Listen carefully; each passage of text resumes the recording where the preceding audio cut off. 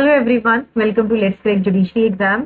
जैसे कि हरियाणा एडीए की डेट आ चुकी है, so in this video we are going to revise Indian Contract Act for your Haryana ADA exam. This video is helpful for other state judiciary exams also. First of all, before I start with the lecture learners, you can just follow me on the Telegram channel. Telegram channel का link जो है वो आपको description box में मिल जाएगा. उसमें आपको schedule and बाकी क्लासेस का जो शेड्यूल है वो भी आपको मिल जाएगा. And apart from that, Unacademy app पे भी number of classes are there for Haryana ADA exam. So you can just follow me. अगर आप मुझे फॉलो करोगे तो आप क्लासेस को जो है वॉच कर सकते हो. तो इसका लिंक एंड डिटेल्स जो है डिस्क्रिप्शन बॉक्स में मिल जाएंगे. So we are going to revise from your section 13.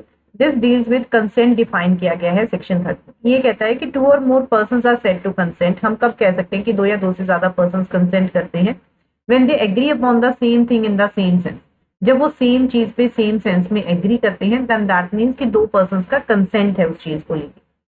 Free consent का क्या मतलब है? Consent is said to be free. ये कंसेंट को हम कहेंगे, कब कहेंगे कि ये फ्री है? When it is not caused by coercion से, अगर वो नहीं हुआ, अनड्यू इन्फ्लुएंस से नहीं हुआ है, फ्रॉड से नहीं हुआ है, मिसरिप्रेजेंटेशन से नहीं हुआ है, या मिस्टेक से नहीं हुआ है. आपको इनके सेक्शंस याद रखने हैं कि कौन सा सेक्शन किस चीज से डील करता है. Like undue influence is dealt under section 16, fraud is dealt under section 17. Directly sometimes the questions are asked from the section based questions आ जाते हैं. तो consent is said to be, consent हम फ्री कब कहेंगे? जब वो इनमें से किसी में भी फॉल नहीं करता है, then the consent is said to be free. Now what is coercion? That is defined under your section 15. This says coercion का क्या मतलब है? Coercion is the committing or threatening to commit. ठीक है, कमिट करना या थ्रेट करना किसी को कमिट करने के लिए कोई भी एक्ट जो आईपीसी फॉरवर्ड करता है, या अनलॉफुल किसी पर्सन को डिटेन करना, उसको थ्रेटन करना डिटेन करने के लिए, या कोई प्रॉपर्टी को to prejudice of any person, किस इंटेंशन के साथ, with the intention of causing, so that कि जो पर्सन जिसकी आप अनलॉफुल डिटेंशन कर रहे हो या फिर जिसको थ्रेटन करके डिटेन किया गया है, इस इंटेंशन के साथ कि वो जो है एग्रीमेंट में एंटर कर सके. So that is the meaning of coercion. undue influence is defined under your section 16. What is undue influence? So a contract is said to be induced by undue influence जहां पे relations parties के बीच में ऐसा है कि एक party जो है वो इस पोजीशन में है कि वो दूसरे को डोमिनेट कर सके. ठीक है, one party is in a position to dominate the will of the other, and वो उस पोजीशन का फायदा उठा के जो है अनफेयर एडवांटेज दूसरे के ऊपर गेन करे. Then that is the meaning of undue influence. कि इस पर्सन ने जो है इसको अनड्यू इन्फ्लुएंस में लेके जो है ये प्रॉपर्टी ले ली है. तो फॉर एग्जाम्पल, अगर हम एक एग्जाम्पल लें, A having advanced money to his son B during his minority. Upon B's coming of age obtains by misuse of parental influence a bond from B for a greater amount than the sum due respect in advance A employs until. तो इस case में क्या हुआ कि जो मतलब कि जो फादर है, ठीक है, उसने क्या किया, उसको अनड्यू इन्फ्लुएंस में लेके उससे जो है प्रॉपर्टी ले ली. तो दैट मीन्स कि ए ने क्या एम्प्लॉय किया, he has employed the undue influence. Now a person is said to be in a position to dominate the will of the other. अगर कोई रियल या एपरेंट अथॉरिटी है किसी की, या फिर अगर दो पर्सन एक फिड्यूशियरी रिलेशनशिप में स्टैंड कर रहे हैं, दैट मीन्स कि जो रिलेशन है उनके बीच में doctor and patient, advocate and client की, ऐसा रिलेशन हो गया कि जो एक पर्सन जो है that is in a position to dominate the will of the other, या फिर where he makes a contract with the person जिसकी मेंटल कैपेसिटी जो है वो टेम्परेरी या परमानेंटली अफेक्ट करती है by reason of age, illness, mental और bodily distress. So where he makes a contract with the person whose mental capacity is temporarily or permanently affected by reason of age, illness, mental or bodily distress. So where a person who is in a position to dominate the will of another. तो person, जहां पे एक person जो है इस position में होता है कि वो दूसरे की विल को डोमिनेट कर सके, अगर वो कॉन्ट्रैक्ट में एंटर करता है एंड ट्रांजेक्शन अपीयर करती है on the face of it और on the evidence adduced to be unconscionable, the burden of proving, ये बर्डन प्रूव करने का कि ऐसा कॉन्ट्रैक्ट जो है that was not induced by undue influence shall lie upon the person in a position to dominate the. तो जहां पे एक पर्सन जो है वो इस पोजीशन में है कि तो विल के दूसरे की विल को डोमिनेट कर सके, अगर वो एंटर करता है कॉन्ट्रैक्ट, तो बर्डन ये प्रूव करने का कि ये जो कॉन्ट्रैक्ट हुआ है अनड्यू इन्फ्लुएंस में नहीं हुआ है, वो उस पर्सन के ऊपर लाई करेगा जो पोजीशन में था उसको डोमिनेट करने की. इसकी एक इलस्ट्रेशन बहुत इंपॉर्टेंट है. डी इलस्ट्रेशन, ये कहता है कि A applies to a banker for a loan at the time when there is stringency in the money market. इन्हें अप्लाई के एक बैंकर के पास लोन के लिए जब स्ट्रिंजेंसी थी मनी मार्केट, बैंकर ने डिक्लाइन कर दिया लोन को। वो कहता है कि unusually high rate of interest लगेगा, जितना लगना चाहिए उससे ज्यादा लगेगा। ए एक्सेप्ट कर लेता है लोन को इस टर्म्स पे। अब क्वेश्चन ये रेज होता है कि क्या जो ये ट्रांजेक्शन है whether this is on undue influence, ये जो ट्रांजेक्शन है ऑर्डिनरी कोर्स ऑफ बिजनेस में है, this is not caused bye undue influence, इसमें अनड्यू इन्फ्लुएंस नहीं आएगा। तो आपको अगर ये इलस्ट्रेशन में से ही पूछ लिया था, so this is not an undue influence. Sometimes students जो हैं इस चीज को लेके मिस्टेक्स करते हैं। Next is fraud. Fraud is defined under your section 17। Fraud means what? Fraud का मतलब क्या है? फ्रॉड मीन्स एंड इंक्लूड्स कोई भी एक्ट, ठीक है, जिससे कि एक्टिव कंसीलमेंट की गई फैक्ट की, पर्सन को पता था फिर भी उसने उसको एक्टिवली कंसील किया, एक प्रॉमिस किया कि जब कोई उसकी कोई इंटेंशन नहीं थी उसको परफॉर्म करने के लिए, उसकी इंटेंशन थी डिसीव करने के लिए, एंड पर्सन को पता था कि this is not true, still उसने जो है वो फैक्ट कहा, ठीक है, सजेशन दिया। सो that is the meaning of fraud. कि मियर साइलेंस, एक चुप रहना, अगर कोई चुप रहता है तो दैट डज नॉट मीन कि वो फ्रॉड है, अनलेस के सर्कमस्टांसेस ऐसे हैं कि पर्सन की ड्यूटी बन जाती है बोलने की, then that is equivalent to speech. This is given under your explanation. ये कहता है mere silence as to facts likely to affect the willingness of a person to enter into a contract is not fraud. वो fraud नहीं है unless the circumstances of the case are such that regards being had to them, it is the duty of the person. ये person की duty है keeping silence to speak, or unless his silence is in itself equivalent to speech. For example, अगर हम example लें, ए ने sale किया by auction to B a horse, जो A को पता था कि अनसाउंड है। ए ने कुछ नहीं कहा हॉर्स की अनसाउंडनेस के बारे में, ये कोई फ्रॉड नहीं है ना। बी जो है वो ए की डॉटर है and has just come of age. यहाँ पे जो रिलेशन है पार्टीज के बीच में वो ऐसा है कि ए की ड्यूटी बनती है बी को बताने की कि हॉर्स जो है वो अनसाउंड है। अब B says to A, if you do not deny it I shall assume that the horse is sound. B A को कहता है कि अगर आप इसको डिनाई नहीं करोगे तो मैं ये assumption ड्रॉ कर लूंगा कि ये साउंड है। वो कुछ नहीं कहता। तो ए की जो साइलेंस है that is equivalent to speech, क्योंकि सामने वाला ये कह रहा है कि अगर आप कुछ नहीं कहोगे तो मैं ये assumption लेके चलूंगा कि दिस इज कि ये जो हॉर्स है this is of sound mind, that A silence is equivalent to speech. यही आपको एक्सप्लेनेशन कहते हैं। Now A and B traders हैं, वो एक कॉन्ट्रैक्ट में एंटर करते हैं। ए के पास प्राइवेट इंफॉर्मेशन है कि प्राइसेस में चेंज हुआ है, जो इफेक्ट करेगा बी की विलिंगनेस को to proceed with the contract. Now A is not bound to inform, A bound नहीं है कि वो बी को इन्फॉर्म करे, तो उसके पास प्राइवेट इंफॉर्मेशन थी regarding the change in price. तो वी हैव सीन फ्रॉड। 18 में क्या दिया? मिसरिप्रेजेंटेशन। मिसरिप्रेजेंटेशन का क्या मतलब है?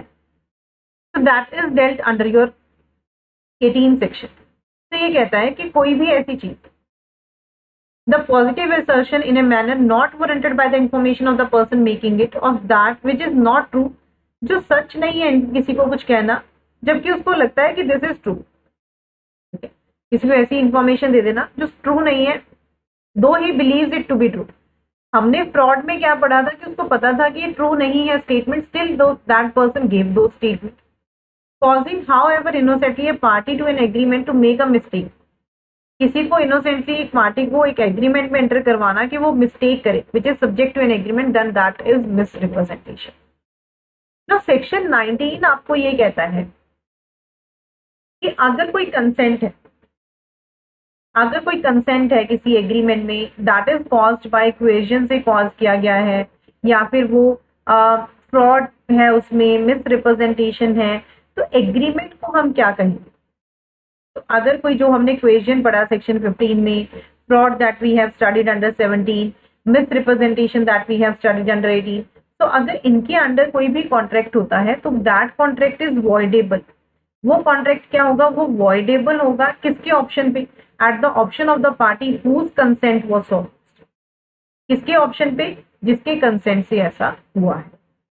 तो party to a contract whose consent was caused by fraud और मिसरिप्रेजेंटेशन, एक पार्टी कॉन्ट्रैक्ट में जिसका कंसेंट फ्रॉड या मिसरिप्रेजेंटेशन से किया गया है, may, if he thinks fit, insist that the contract shall be performed and that he shall be put in a position in which he would have been if the representations made have been true.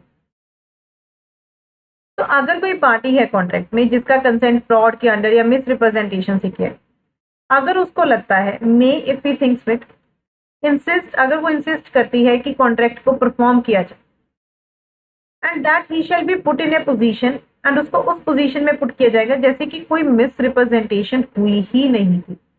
Now further ये exception है इसकी, ये कहता है कि अगर कोई consent miss representation से, साइलेंस से, फ्रॉडुलेंट, जो हमने सेक्शन 17 में पढ़ा, उससे किया गया है, the contract in spite of the fact is not voidable, वो वॉइडेबल नहीं है अगर पार्टी जिसका कंसेंट लिया गया है, अगर उसको पता था, अगर उसके पास मीन्स थे कि वो उसको डिस्कवर कर सकती थी ऑर्डिनरी डिलीजेंस।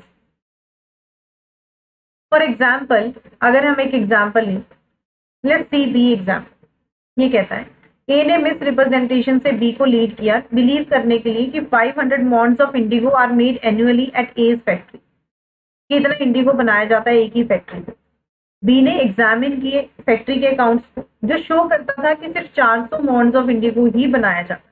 उसके पास मीन्स थे, ठीक है, वो उसको डिस्कवर कर सकता था, he had the means of discovering, and उसको पता भी चल गया। स्टिल उसने जो है फैक्ट्री को बाय कर दिया, ठीक है, ये जानते हुए भी, ठीक है, उसने फैक्ट्री को बाय कर दिया। So this contract is not voidable, ये वॉइडेबल नहीं है on account of as miss representation.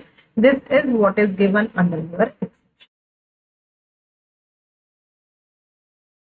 Now whereas a intending to, अगर ए की इंटेंशन है बी को डिसीव करने की, वो फॉल्सली रिप्रेजेंट करता है कि 500 इंडिगो बनते हैं एट एज फैक्ट्री, एंड वो बी को इंड्यूस करता है कि वो बाय कर ले। दिस इज वॉइडेबल बिकॉज उसने इंड्यूस किया, उसके पास कोई मीन्स भी नहीं थे जिससे वो डिस्कवर कर सके।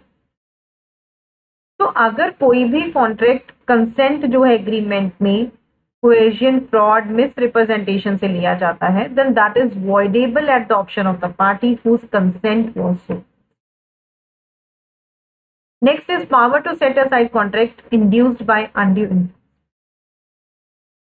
ये कहता है कि अगर कंसेंट एक एग्रीमेंट पे undue influence से कॉज किया गया, when consent to an agreement is caused by undue influence, the agreement is a contract voidable at the option of the party whose consent was sought.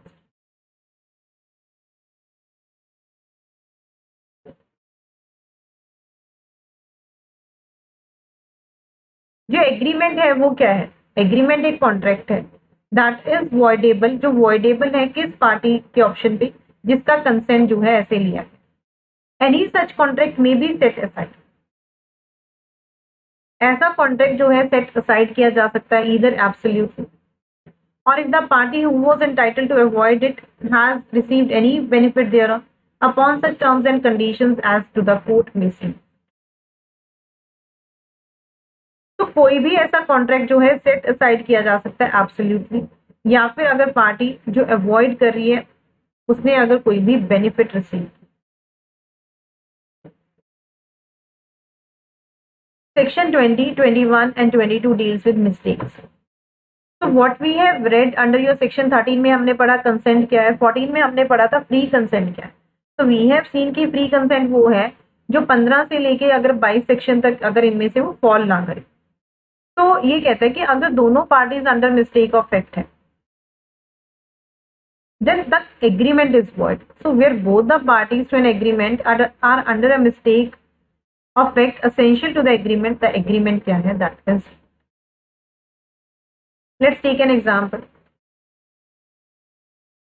A agree करता है buy करने के लिए B से एक horse, it turns out that the horse was dead, कि horse dead है at the time of bargain, though neither party was aware of it. दोनों में से किसी भी पार्टी को इसके बारे में नहीं पता था। एग्रीमेंट क्या है,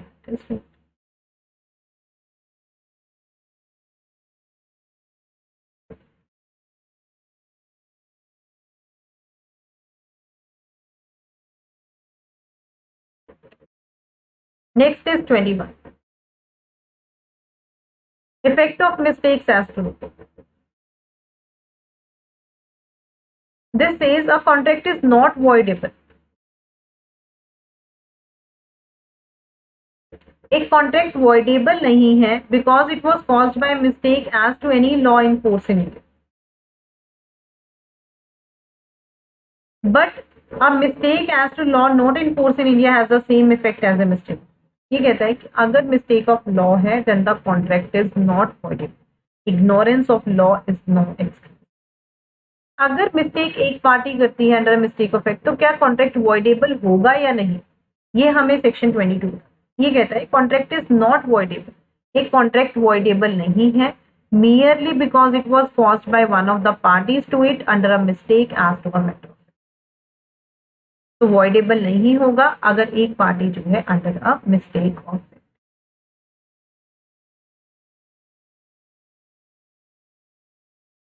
कौन से कंसीडरेशंस एंड कौन से ऑब्जेक्ट्स जो हैं वो लॉफुल हैं, कौन से नहीं। इससे पहले कि हम फर्दर पढ़ें, there is an important news for all of you learners.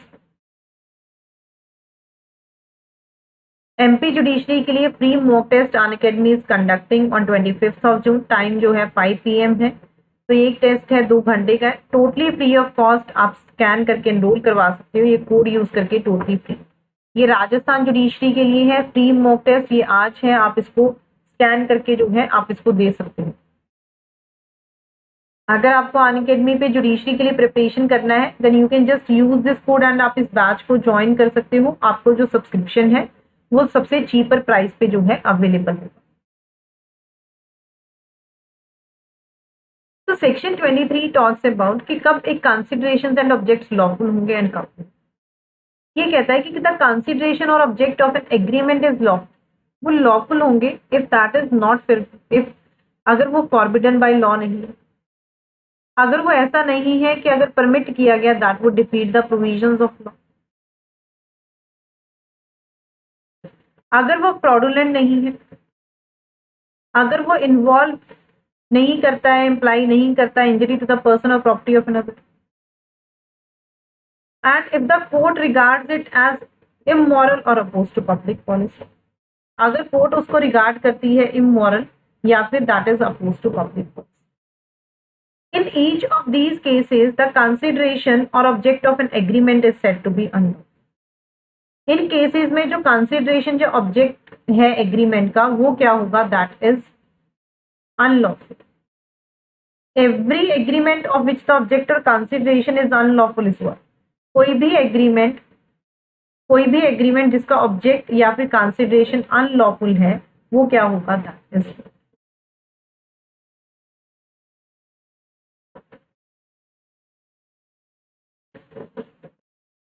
One second.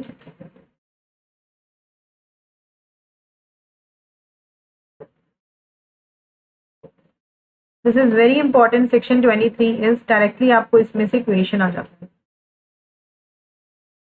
Section 24. Section 24 deals with what? Section 24 deal करता है agreement void if considerations and objects are unlawful in part. ये कहता है कि अगर कोई भी पार्ट है एक सिंगल कंसिडरेशन का for one or more objects or any one or any part of any one of the several considerations for a single object is unlawful then the agreement is what. Directly ये section ही पूछ लिया जाता है section 24 की, कौन सा section है ये, दिस इज सेक्शन 24।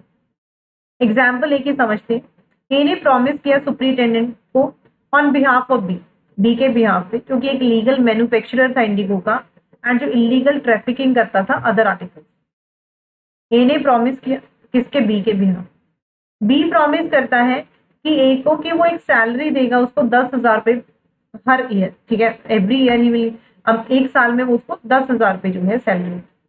ये एग्रीमेंट वॉइड है, व्हाई, बिकॉज जो ऑब्जेक्ट है ए के प्रॉमिस का एंड जो कंसिडरेशन है that is being in part unlawful, क्योंकि वो इलीगल ट्रैफिकिंग कर रहा है other articles. So this is what is your section 24। किसी भी एग्रीमेंट के लिए अगर कंसिडरेशन होगी, ठीक है, that is consideration is very important in a contract. अगर कोई भी एग्रीमेंट होता है that is without consideration, that is what, any agreement without consideration is void, but there are 3 exceptions to that is dealt under your section 25। ये कहता है कि कोई भी एग्रीमेंट बिना कंसिडरेशन के वॉइड होगा जब तक इसको राइटिंग में ना किया जाए एंड वो रजिस्टर्ड ना हो, या फिर that is the promise to compensate for something done or is the promise to pay the debt barred by the limitation.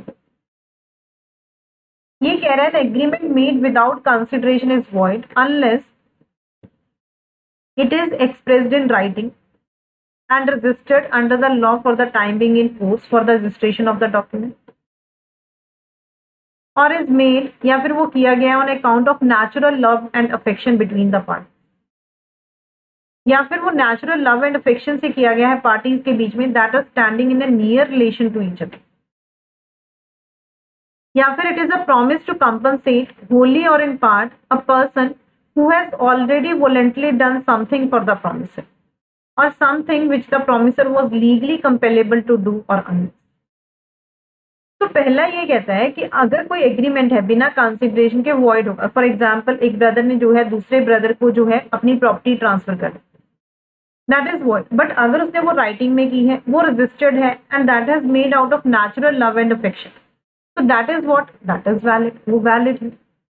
Second ये कहता है कि अगर किसी पर्सन ने किसी के लिए कोई वॉलंटरी सर्विस दे, ठीक है, he has done something voluntary, तो कोई भी प्रॉमिस उसको कंपनसेट करने के लिए that is valid under your section 20।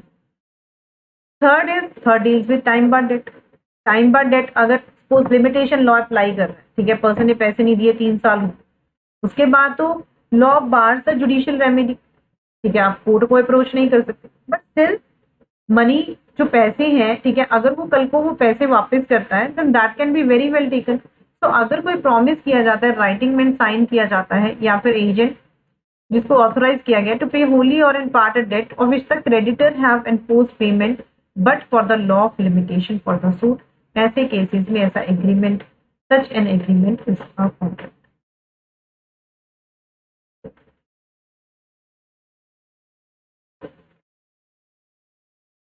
इसकी एक्सप्लेनेशन बहुत इंपॉर्टेंट है। Second, this says an agreement to which the consent of the promisor is freely given. एक एग्रीमेंट जिसमें कि जो कंसेंट है प्रॉमिसर का वो फ्रीली दिया गया है, वो वॉइड नहीं है मियरली इसके लिए कि कंसिडरेशन इनएडिक्वेट। फॉर एग्जाम्पल अगर ये एग्री करता है सेल करने के लिए एक हॉर्स को जो 1000 का सिर्फ 10 रुपए में, ये डिनाई कर देता है कि जो इसका कंसेंट है वो फ्रीली दिया गया। Now inadequacy of the consideration is a fact जिसको कंसीडर किया जाएगा कि क्या इसका कंसेंट फ्रीली दिया गया है या फिर नहीं दिया। अब उसने तो डिनाई कर दिया, यहीं पे अगर हम इस एग्जांपल में लें, इन्हें एग्री कर दिया सेल करने की, ए का कंसेंट जो है उस एग्रीमेंट में वो फ्रीली दिया गया, ये कॉन्ट्रैक्ट है, चाहे डिस्पाइट ऑफ द फैक्ट कि there is inadequacy of consideration, still this is a contract. तो हमेशा क्या चीज देखी जाएगी कि कंसेंट फ्रीली दिया गया है या फिर नहीं दिया।